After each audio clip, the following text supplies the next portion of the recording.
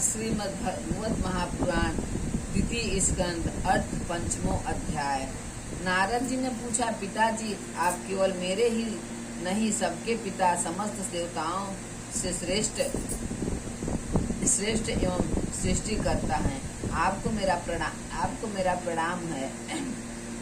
आप मुझे वह ज्ञान दीजिए जिससे आत्म तत्व का साक्षात्कार हो जाता है। पिताजी, इस संसार का क्या लक्षण है? इसका आधार क्या है? इसका निर्माण किसने किया है? इसका प्रलय किसमें होता है? यह किसके अधीन है और वास्तव में यह है क्या वस्तु? आप इसका तत्व बतलाइए। आप तो यह सब कुछ जानते हैं, क्योंकि जो कुछ हुआ है, हो रहा है या होगा, उसके स्वामी आप ही हैं। यह सारा संसार हथेली पर रखे हुए आंवले के समान आपकी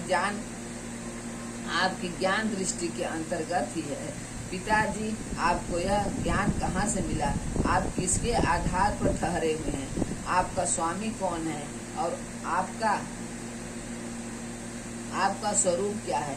आप अकेले ही अपनी माया से पंचभूतों के द्वारा प्राणियों की सृष्टि कर रहे हैं। कितना अद्भुत है! जैसे मकड़ी अनायास ही अपने मुंह से जाला निकालकर उसमें खेलने लगती है, वैसे ही आप अपनी शक्ति के आश्रय से जीवों को अपने ही उत्पन्न करते हैं और फिर आप में कोई विकार नहीं होता।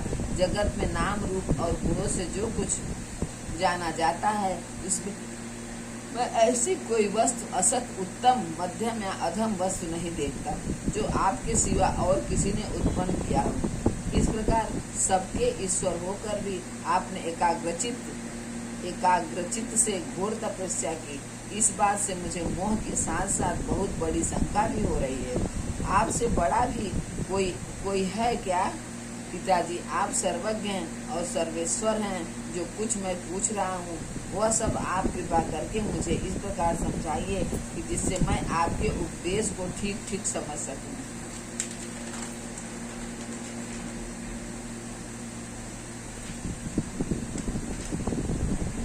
ब्रह्मा जी ने कहा, बेटा नारद, तुमने जीवों के प्रति कल्याण के भाव से भरकर यह बहुत ही सुंदर प्रश्न किया है, क्योंकि इससे भगवान के गुणों का वर्णन करने की प्रेरणा मुझे प्राप्त हुई।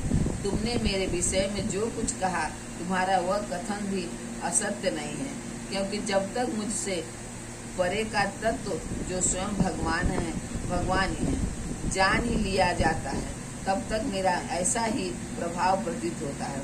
जैसे सूर्य, अग्नि, चंद्रमा, ग्रह, नक्षत्र और तारे उन्हीं के प्रकाश से प्रकाशित होकर जगत में प्रकाश फैलाते हैं, वैसे ही मैं भी उन्हीं स्वयं प्रकाश भगवान के चिन्मय प्रकाश से प्रकाशित होकर संसार को प्रकाशित कर रहा हूँ। उन भगवान वासुदेव की मैं वंदना करता हूँ और ध्यान भी, जिनकी दुर्जय माया से मोहित होकर लोग मुझे सद्गुरु कहते हैं। यह माया तो उनकी आंखों के सामने ठहरती ही नहीं है, झप कर दूसरे ही भाग जाती है, परंतु संसार के अज्ञानी जन उसी से मोहित होकर यह मैं हूँ या मेरा है, यह इस प्रकार बकते रहते हैं। भगवत स्वरूप नारद, द्रव, क्रम, काल, स्वभाव और जीव वास्तव में भगवान से भिन्न दूसरी कोई भी वस्तु नहीं है। वेद नारायण के परायण हैं, देवता भी नारायण के अंगों के कल्पित हुए हैं और समस्त यज्ञ भी नारायण की प्रसन्नता के लिए ही है तथा उनसे जिन लोगों की प्राप्ति होती है वे भी नारायण में ही कल्पित हैं।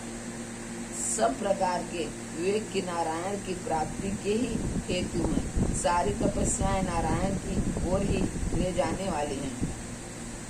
ज्ञान के द्वारा भी नारायण ही जाने जाते हैं। समस्त साध्य और साधनों का परिवासन भगवान नारायण में ही है। वे दृष्टा होने पर भी ईश्वर हैं, स्वामी हैं, निर्विकार होने पर भी स्वयं स्वरूप हैं। उन्होंने भी मुझे बनाया है और उनकी दृष्टि से ही प्रेरित होकर मैं इच्छा अनुसार सृष्टि रचना करता हूँ।